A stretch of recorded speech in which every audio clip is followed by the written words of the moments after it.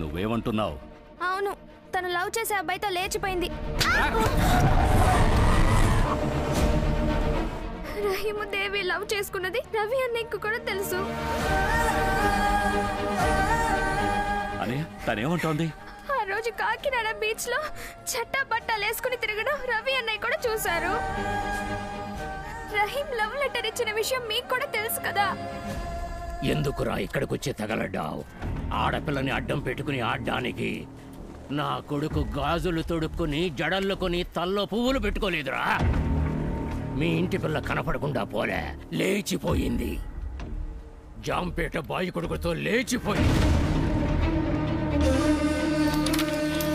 దమ్ముంటే వెళ్ళి జాంపేటలో చూపించరా.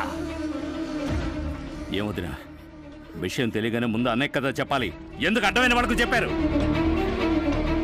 రవిబాబు చూసుకుంటాడని నేను మాట్లాడకుండా ఉన్నాను. నువ్వు మాట్లాడకుండా ఉన్నావు, వాడు పంపించేశాడు.